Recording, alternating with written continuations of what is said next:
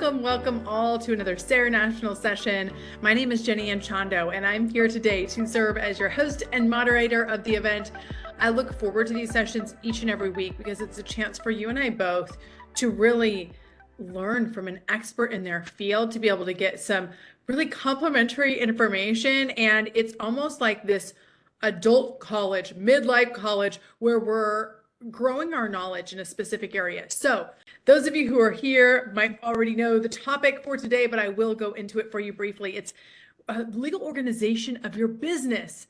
And you're thinking, oh yes, we do need to do this legally, don't we? If you have started a commercial transaction, it's time to fully comply with the laws that require your business to grow and operate successfully, because the last thing you need is to have this wonderful concept, this wonderful location, this wonderful product, and then to get bogged down by not having your legal matters in order. So our expert for today is Maria Santi. She is a dedicated attorney where she focuses on providing exceptional legal services in business law and immigration law. So she really is the perfect person to speak to this. She is a graduate of Washington University in St. Louis, where she earned her master's degree in law. She also holds a Juris Doctor from a university in Mexico. So we're talking about somebody who can relate to a lot of you who have gone to school in both countries, who speak both languages. She has a strong academic background and passion for advocacy, and it drives her commitment to delivering tailored legal strategies, really to ensure that her clients are supported through the legal process. She has honed her skills in so many different areas, but more specifically for what we're talking about today, it's in directing various outreach programs, events, gaining valuable experience in both public and private sectors. I mean, she has done so much work in so many different areas. She's also dedicated herself to pro bono work. She is an immigrant from Mexico. Again, I mentioned fluent in Spanish and English. Her enthusiasm for the law and her dedication to her clients makes her a valuable asset to the firm and an advocate for those she represents. Today, we are so lucky to have her sort of as our advocate as we learn. Maria, I am excited for part one today. It's part one in a two-part series. On the back end of your presentation, we will do our Q&A, but for now, I will let you take it away. Good to have you. Thank you so much, Jenny. Thank you for the introduction and for to SARE National for the opportunity. So let's get in and let's talk about how important it is to do the organization, the legal organization of your business. This is something that it's very important, but just a few, unfortunately, of all the entrepreneurs and business owners do. And this is kind of a call of action today. We're going to have a call of action today, but also I will let you know about some changes on E-Verify and some other things that you need to write down and take notes and know how to prepare your business to comply as best as you can with the organization. But remember that whenever that we talk about legal organization, my recommendation, of course, is for you to go seek an attorney advice. So today, this presentation will not create legal advice. This is an informational tool, and every single case is very specific, and the legal conduct do not apply to none of you that are watching this webinar with us. And the attorney-client relationship or legal privilege does not arise. Okay, so let's begin. Let's talk about knowing your business. Do you know your business? Well, sometimes whenever that I ask this to the clients, they say, yes, I have a DBA, I have a partnership, an LLC, LLP, corporation, nonprofit, etc. What's the problem? Okay, so let's start talking about what constitutes doing business. In the US, doing business means any kind of activity that you do for what you are going to receive a payment, for what you are going to obtain revenue. It can be products, it can be your time, it can be your knowledge, it can be so many different things. It's not just a matter of selling things that they are tangible. We're talking about so many services, mechanical services, professional services. We're talking about cleaning houses, etc. All that kind of activities. As soon as you put a price on them and you receive money for doing that to somebody else, welcome, you are into commercial transactions in the US. Now, what are these this type of transactions? They have different levels. Why different levels? Well, because you might gonna start with a DBA. The DBA, it is the name that you will be known to start doing business as. Let's say I am going to start selling, I don't know, handcrafts, and my DBA is going to be Maria Santi DBA. Okay, I can use that name as long as I am the activity of selling that kind of product. But what's the problem with the DBA? Well, number one, the limit in Texas is only for 10 years. I do not know exactly for the rest of the other states, but since I am a licensed attorney only in Texas, I'm going to be more advocate to talk about Texas law. Okay, so the DBA will give you certain amount of time to use that name for you to conduct your commercial transactions. What's the problem? Everything looks good. You go to the county, you register your DBA, you pay the fee. But what's the problem? You are personally liable of any activity that you do regarding your business. If you sell something that causes somebody to get, I don't know, food poisoned, or if somebody falls because there was a hose that was not put properly while you were cutting grass or doing something else, then that will provide you direct liability to any circumstance that has happened regarding your business. The person in a DBA is not, the business owner in a DBA is not divided. It is not separated from the business activity. So honestly, this is the most common way that people today open their business, but we do not recommend that. Why? Because as soon as you start providing the services or the products, of course you need to be covered. You need to have a protection. You need to have something that is not going to be attached to you personally and put in risk your estate, your anything that has to do with the hard work that you have put on that business, and that can be taken away in situations where you will have to respond for any casualty, any situation that arises from that liability. Now, we talking about the partnerships. Well, as you know, a partnership, it is whenever that two or more people agree. Listen, agree to conduct business and to obtain a revenue from it. We're talking about a partnership. Why am I only putting a little bit of emphasis on agree? Because the agreement is what it prepares, or what makes the partnership to arise. The situation here is that sometimes partners think, well, we didn't sign an agreement, we didn't sign something or a document that says that you and I were going to be conducting business. Well, the partnership arises whenever that you agree with somebody else to start doing that business and to receive a revenue for that. What's the problem with the partnership? Again, you are jointly and severally liable about anything that happens regarding the business. What will be the business organization that will provide us that shield, that coverage, that additional layer that will separate the entity, the business, from you personally, from you as an individual? The first one, it is the LLC, the limited liability company. What's the thing here? Okay, whenever that you open an LLC, the owners of the LLC are members.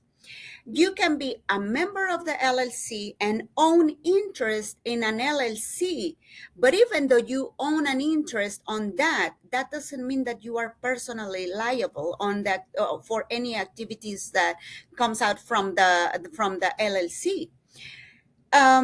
Something that is very important here, it is that the LLC is an entity completely that has born by itself, that it's created by itself through the members, of course, but you do not have that attachment of you as an individual, such as in the DBA or the partnership.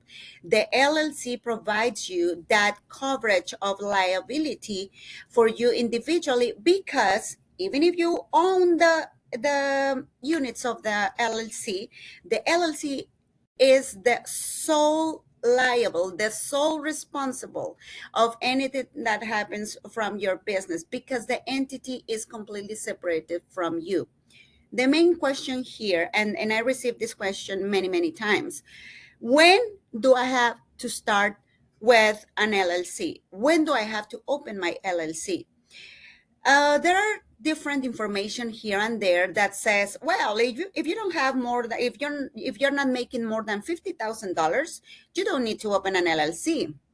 Well, that will not be any kind of advice that I will give, right? Because you can be operating a DVA or a partnership, and unfortunately, in a second, something happened. And if you don't have that protection from the LLC of not making you liable for the activities of the business, we didn't wait until to make earnings of $50,000. This just happened right here, right now.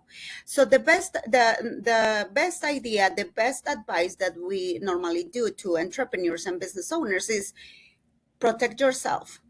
Go talk to your CPA and see which kind of entity we're gonna open for you, because remember, legal world and taxes world, they work along a lot in business. So attorneys will take care of the legal integration, the legal organization. But of course, we need the advice of the CPAs to know what will be the best legal entity for you, so we can open that for you. Why? Because depending on the entity that you choose, that you've been advised to open, the tax impact will be completely different. For tax purposes, you might be advised to open different entities, and that obviously the attorneys take care of the legal, and the CPA will be the only person to give you that kind of advice. Now, the LLPs is an hybrid from what we know as an LLC and a partnership as well. What happens here? Well, not all the members have legal liability. Not all the members have that shield. Some of the members will have the protection. Some of the members who are the general partners, they are not going to have that protection. Again, you need to, once that you ask about the legal advice, and we know what kind of entity works for you, we will let you know, okay, for you, the purpose of the business, and because of all the activities that you have regarding the commercial transaction, we believe that this entity is best for you. Now, the corporations, everybody loves the word corporation, because I mean, it's fancy, right? But it is one of the most, not complicated, but the most complete organizations that you can open. Why? Well, because in a corporation, now we will be talking about shareholders. We don't talk about members here anymore. We talk about shareholders that will be owners of shares, but also we will be talking about a board of directors. a board of directors that will be managing the corporation, that they will take the most important decisions of the organization, and that the shareholders will have to work along with them in order to address anything that comes along for the activities of the corporation. But now we're going to talk about more independent activities from the board of directors, and that they will have to apply their business judgment for any steps that the corporation will take. We're going to talk about the shareholders, that they can remove the board of directors, and that and also the board of directors will have the capacity to call to name some officers that will work along with the corporation, for the corporation as well. A corporation and an LLC, there is a huge thing here that I would like to mention. The members of an LLC, the shareholders of a corporation, and the board of directors of a corporation, they have fiduciary duties. Fiduciary duties of loyalty, of addressing the best direction of the organization, but also between members, between the shareholders, between the board of directors.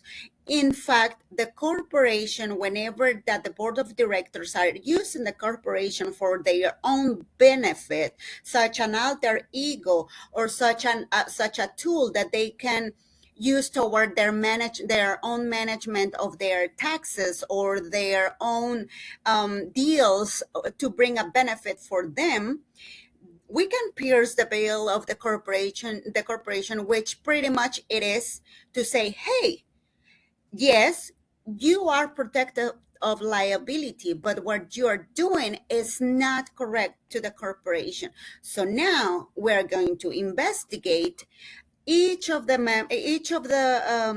directors to see where the fault was, and then you can be called directly liable for the activities that you, while being a board of director, took, that it's going to not to reflect what the mission vision of the corporation, or the bylaws of the corporation provided you to take care to undertake, because you are a board of director. Same thing with an LLC. If the members of the LLC, they do not comply with their fiduciary duties between them, there are different ways that that can be put into action, so the members can be called personally liable. Talking about a nonprofit, the nonprofit, it has a similar integration as a corporation, but the big difference here is that the activities of the nonprofit will not going to be bringing revenue directly to the organization, but it's going to be towards providing something else, or some service, or some benefit to somebody else, or to comply with a vision that the nonprofit has, or to comply with some other mission that they might have. So this nonprofit will have to have, yes, bylaws, yes, to be registered, will have to have a board of directors.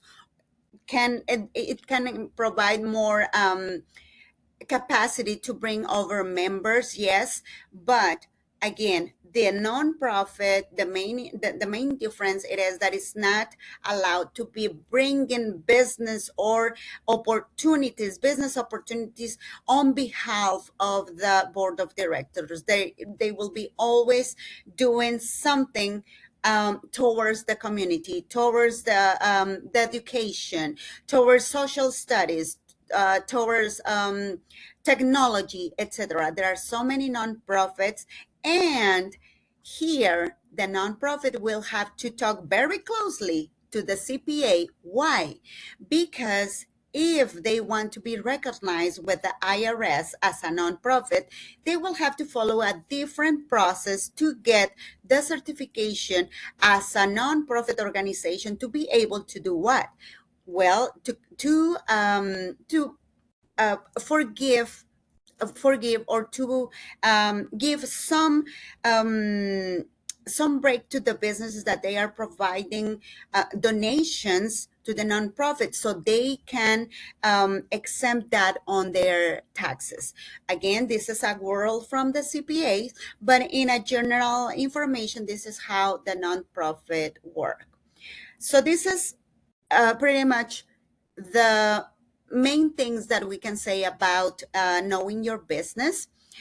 Now, let's talk about the organizational documents that you will have to prepare as soon as you register your business. Well, the first thing is the articles of formation. In the articles of formation, we will find who's the registered agent, what is the address of the registered agent, in which state it is registered. And remember, each state has its own Secretary of State. Like here, well, in Texas is the Texas Secretary of State, and that's the entity, that's the office of the government that takes over anything regarding the registration of business and so many other things. So, depending on the state that you are located, that your business is located at, you will have to look what are the requirements for the Secretary of State to in order to register a business. But most of them, and I'll say that all of them will have to provide the articles of formation, where again you will find the registered agent, the registered office, the name of the members, the address of the members, the address of the organization, as well as to determine who will be the governing authority of the organization. If it's going to be managed by managers, or if it's going to be managed by management, etc. Once that we register the business is legally born. What this means? Well, you will have to have an operative agreement, which is pretty much the do and don'ts of your business. How the meetings will be done, how new members will be accepted in the business, how a member can leave, how the members will be able to sell or to offer ownership of ownership or shares of the organization, etc. And the operative agreement, pretty much it is compared to what bylaws are. And bylaws, remember, are for corporation, and the operative agreement is for the LLC or PLLC, etc. What is common on these types of organization is that we will have to prepare certificates of ownership. This is kind of a certificate that is provided to you, like it works as a receipt. It works as an ownership receipt that says that Maria Santi owns 50% of the shares of JLK Incorporated, let's say, right? And each certificate, we will have certain numbers of certificates, and whenever that we do transactions, we will have to cancel and transfer and prepare new certificates, and all that will have to be into our corporate book, into our business book. That's the life of your business. Any single thing that comes out from from an organizational meeting, from a members meeting, from shareholders meeting, board of directors meeting, etc., that agreement will have to be reduced into a resolution, or will have to be prepared during the meeting, so we can have a resolutions. The resolutions are all the agreements that were taken during the meetings and that will be inside of the story of our business, where in our corporate book. Why is so important to have this corporate book ready or this LLC book ready? Well, in case that you will be audited, in case that something happens, in case regarding the sale of the business, in case that you will apply for some federal resources. Obviously, the first thing that you will be asked, may I see the articles? May I see the operative agreement? Who owns what? Where is the resolution that says that the original members now have been changed and now they don't have the certificates of ownership, etc., etc. The book brings that importance into your business. If you don't have one, please get as soon as possible to talk to your lawyer and talk about preparing this book. Okay. In Texas, you will receive a tax franchise number as soon as you register your business with the Texas Secretary of State. And this means that you will be paying state taxes. Talking about the EIN, which is the Employer Identification Number, this is a number that your CPA will give you once that ask for it to the IRS. Why these two numbers are very important? Well, you are receiving money for your activity, right? Remember, there's one thing in this world: we're going to die and we have to pay taxes. So this is how we pay our taxes, through the EIN number and through the tax franchise number of the state where the organization is being opened. As I said, you have to comply with a good manage of your business, and that's what you want. You will be so busy having activities on your business, preparing, I don't know, new formulas for a different, I don't know, a salsa or a different cough syrup, something like that, right? So what do you need to do? Well, you cannot be taking care of everything at the same time. You as an entrepreneur, you as a business owner, you have a lot of things on your table. So my advice is, as soon as you see that you need that legal counseling, that you need the help of a CPA because taxes are getting crazy, or the revenue is going fantastic, okay, go talk to a financing advisor. Go and get insurance. This is very important. Remember that as many layers that you provide to your business, the best that it is going to be protected. And nowadays, everybody who, including me, if I go and I want to do business with another entity, with another business owner, of course I see, okay, everything is correct. Oh, they provide they have their own insurance. Oh, I see that this is very well prepared.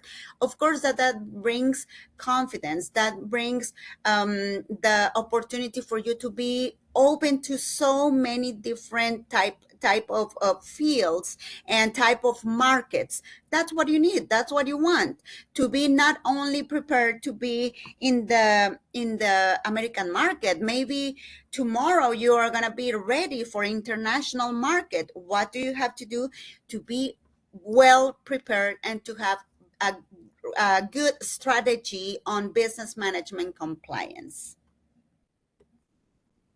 Now, talking about compliance, if you will be working with employees, you as an employer, remember that in the US, you have to verify that your employees are authorized to work in this country.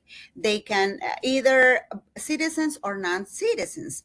How do we do this? Well, through the tool of E-Verify, through the tool of the I-9 form.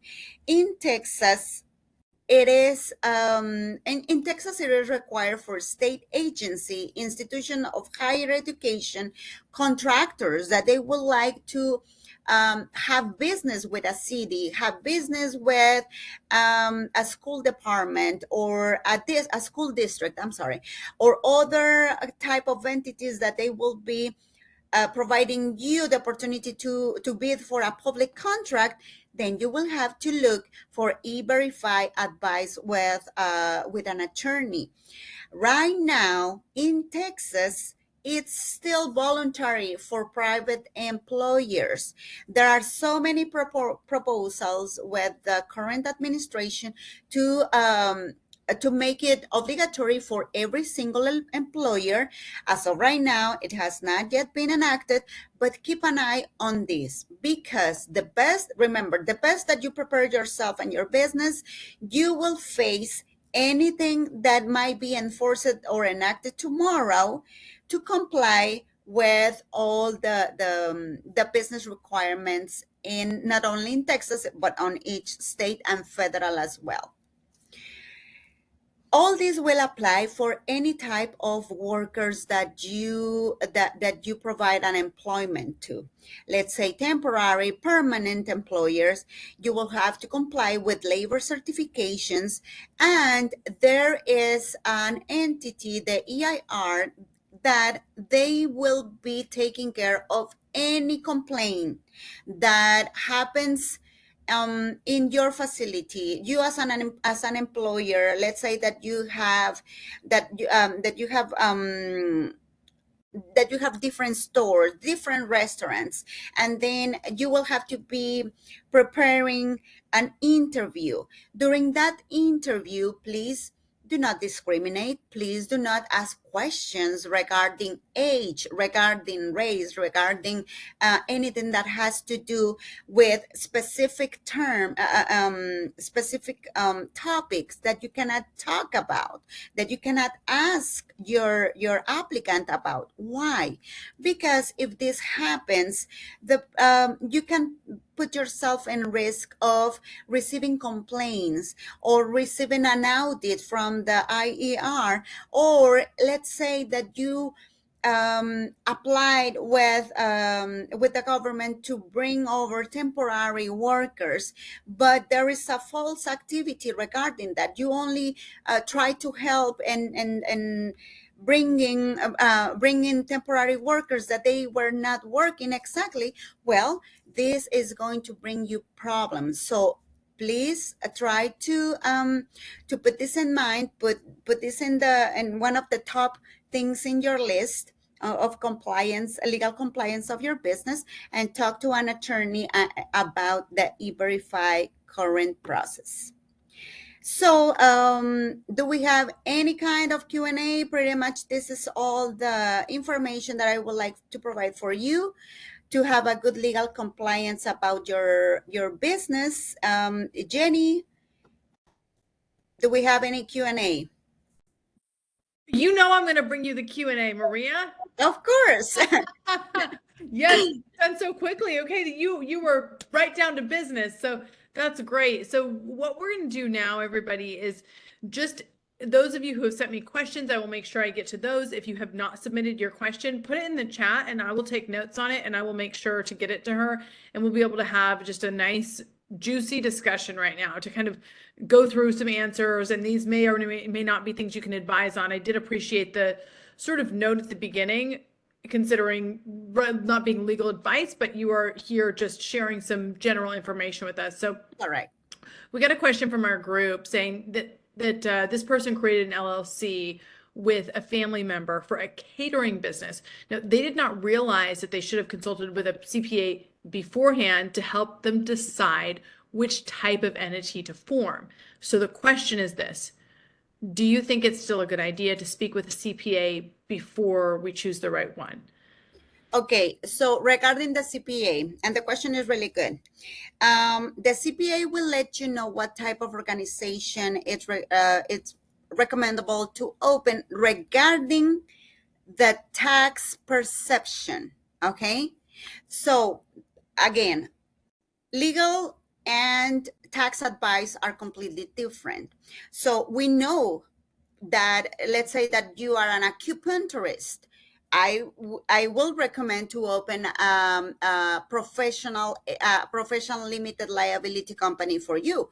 Why? Because you're going to be providing a service that a professional with a license in so and so state will open as the entity. Why? Because it will protect your professional services. You won't be opening an LLC because the type of service that you provide, it's that the one that requires the professional field, right? But regarding the CPA, what I'm saying here, it is for you to choose what type of entity regarding how you want to be taxed. You must go see the CPA. I am not a CPA. I cannot give any kind of advice regarding that. I don't know if there is something that you can do now to change from one type of entity being taxed such as such, and now to be able to change to another one. Regarding the legal part, yes, you can change from an LLC to a PLLC or to a corporation, etc., etc. We can do that. But regarding taxes, that's a question for the CPA. That was really helpful. I think sometimes people too wonder, I don't even know who to ask this question to. So even differentiating, yes, this is an appropriate question for the person with that expertise is quite helpful. It can be very, very complicated. Now, in today's world, people are creating a lot of businesses that have to do with, online courses, things that are really intellectual property, right? There's not an actual product, but let's say somebody's creating an online course. What kinds of things would that person need to do to set themselves up and protect themselves from somebody copying that course? If there is something that they should need to do in that area. Well, in this case, we're gonna get into the field of patents and copyright protection, which is another field of law that obviously will protect the business from being copied, from um, transforming something that can be, if we apply a reverse process, and that can be at the same as this patent formula, or maybe the copyright of a logo or anything like that. If the person has this very, very particular and very, very particular system or very specific process of preparing this and that kind of software or something like that, of course, that my recommendation will be go ahead and talk to an attorney that does patent and copyrights as soon as possible, so your product can be protected and registered with the USPTO. So you want to register that product or that, yeah, that creation, whatever it is that you create, Yes, register yes. that. So the USPTO is not only for products, it's not only for formulas. It involves a lot of things, including a logo, including the slang of commercial things like that. Anything can be protected in the US. Just you need to go seek the right legal advice. Okay, that's great. That's very, very helpful. Getting a question in here asking how you get an operative agreement. And then there's the follow-up on that is that something that you get at the same time you create an entity like an LLC? Okay, let me talk really quick about how is this prepared. Okay. Number one, I've seen so many people going to so many browsers and typing operative agreement template, and they work on that. The problem is that each state in the US has different laws, right? So if I open my LLC in Texas, opening the LLC in Texas, registering with the Texas Secretary of State does not come up immediately with the operative agreement. Okay, so you will have to that's another step. But if you download that template from the browser and you said, okay, this sounds good, let's work with this, the problem is that you will have to understand law in order to see what will be applicable to your business, what will be needed to be changed in order to comply with what you want your business to do. And unfortunately, sometimes people download operative agreements from Florida or from, I don't know, Nevada, and the business, it's been open in Texas. So of course, that type of that kind of operative agreement do not apply to the ones that the entity that has been created in Texas. So we need to take care of we need to be very careful about it. So if you would like to have an operative agreement prepared, go with a lawyer. Yeah, totally makes sense. I appreciate the delineation. It really is a big part of it. And I think people can become paralyzed just thinking, I don't even know who to ask. And once you get in with a lawyer and you're paying the hourly fee, you're thinking, oh gosh, should have asked an accountant this. So this is very helpful, or vice versa. Another question here is saying, when I established my business, in the business name I had LLC. Follow Mhm. me here. However, as we grew our business, it's now an S corp. Even though to the IRS it doesn't matter, do I need to be concerned about updating the business name? That's such a good question. No, no. And let me tell you, the first question relates to this one.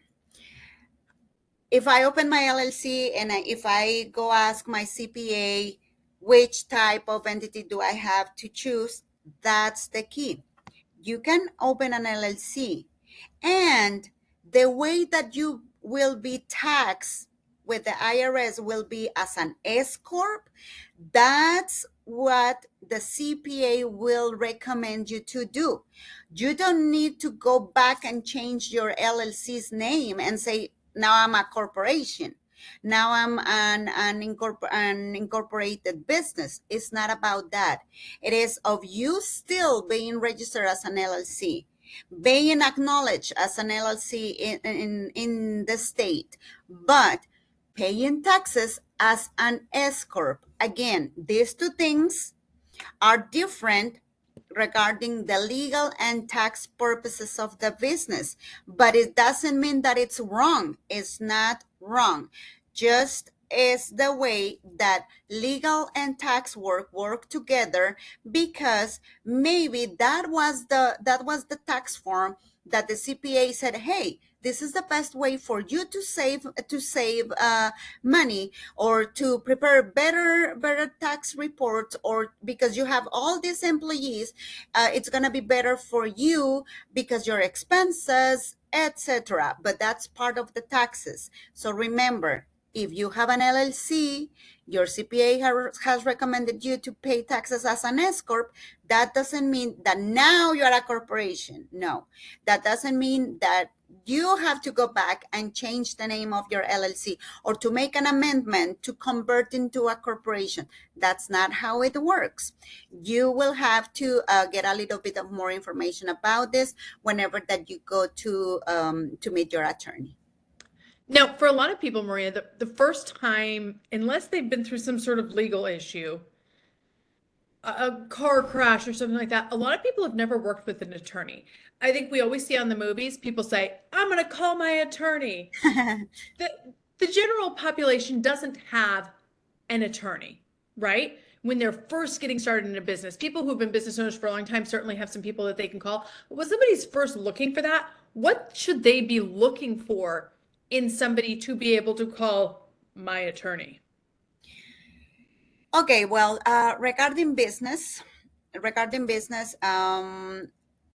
of course, the normal process it is to have your idea, to go through all the process of the business consultant, and then to go with your attorney and open the business, right?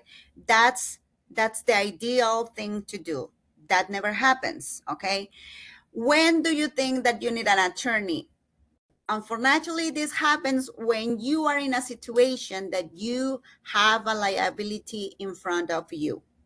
If you don't want to get to that point of, now I'm going to get my attorney, let's start with the planning of your business, as I said, with the right path, with the right strategy.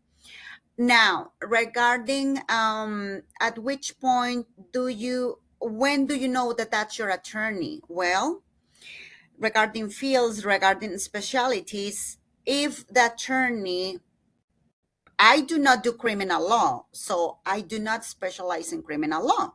So if a person comes and asks me about anything that has to be with a legal advice of criminal law, of course I will have ethically, that's my responsibility to introduce them, to refer them to an attorney that specializes in criminal law. If your business requires a legal advice of a business attorney, go with a business attorney. Business is so broad, so broad. It's not only about opening a business. It's not only about registering a business. It is about buying out assets of a business. It's about buying a building or the complete building and assets of a business. It is about putting back on track an organization that we never had an operative agreement, that we did so many changes and we didn't have the documents to prove all of those processes that we had. Or maybe now it's time for you to plan on your estate planning to determine how the business is going to be how the business is going to be given to beneficiaries, or how the business is going to be part of a trust, etc.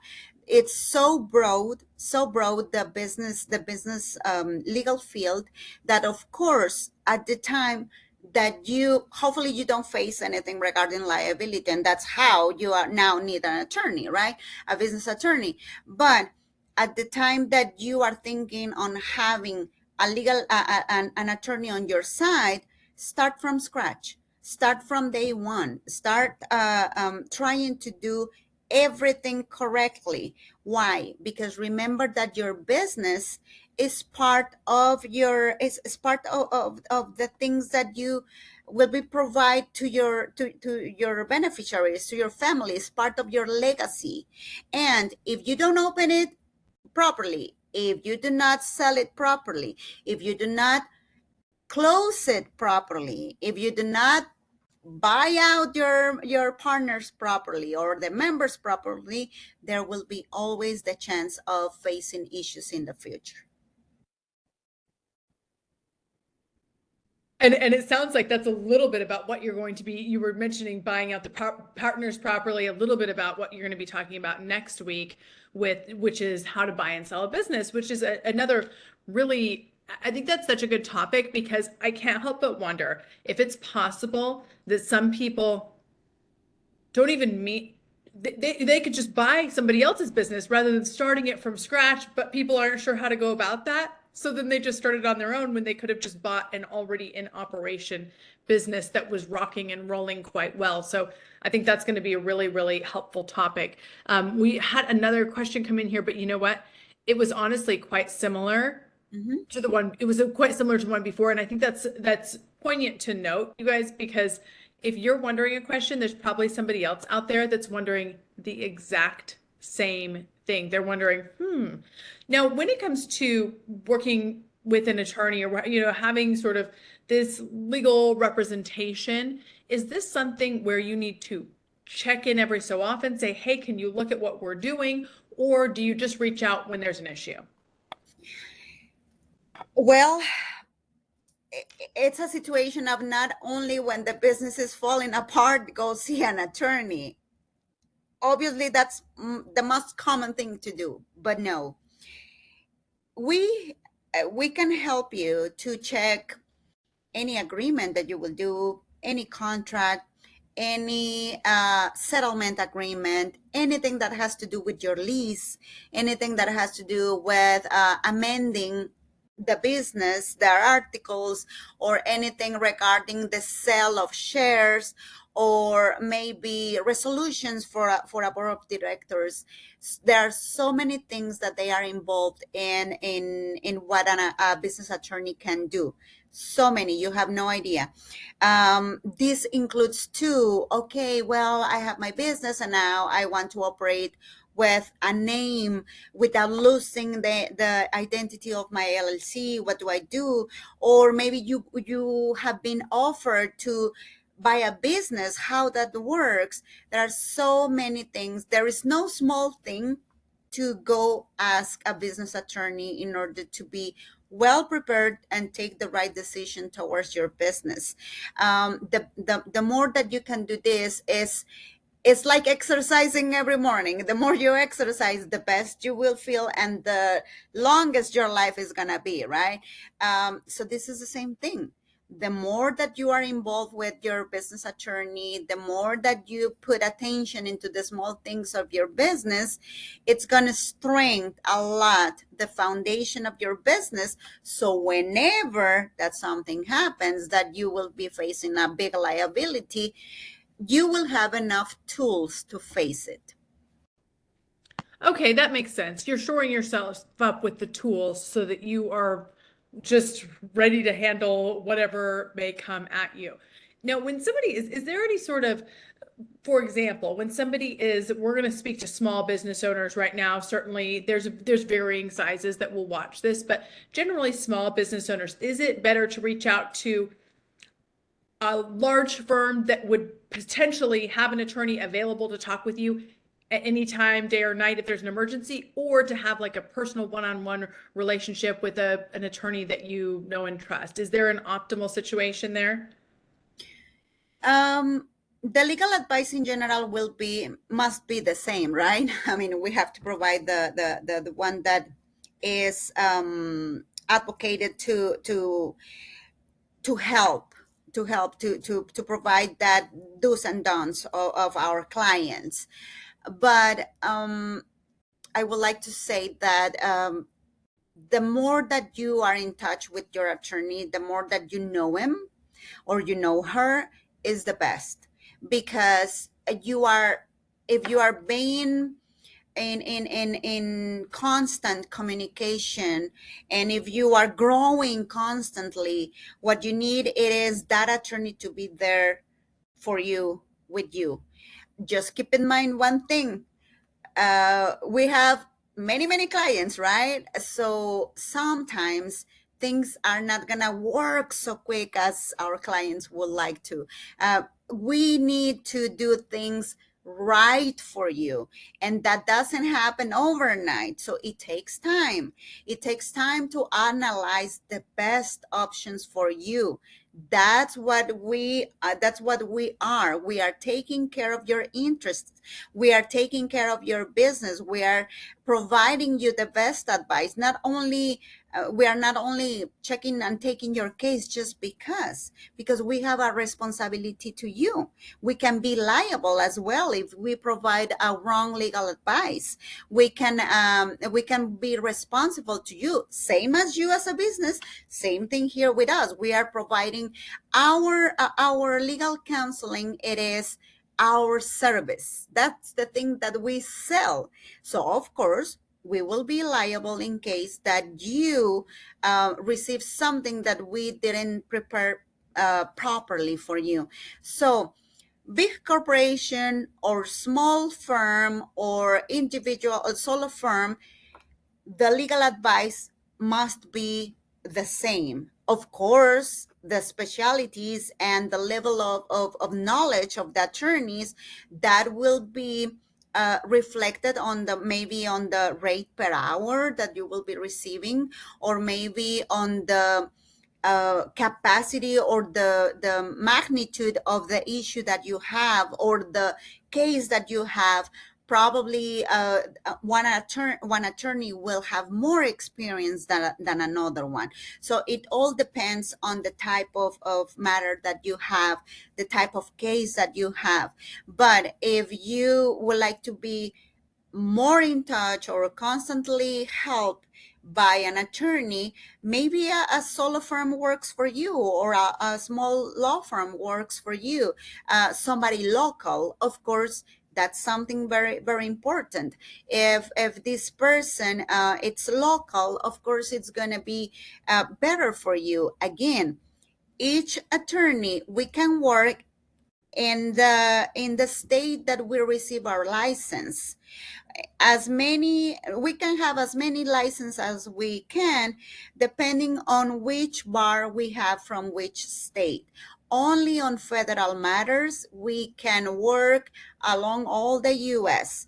But if it's a matter such as business, that it's regarding a state matter, you have to work with an attorney that has a bar from the state where you have opened your business. Unless it is a tax situation, there are attorneys that they specialize in taxes or bankruptcy.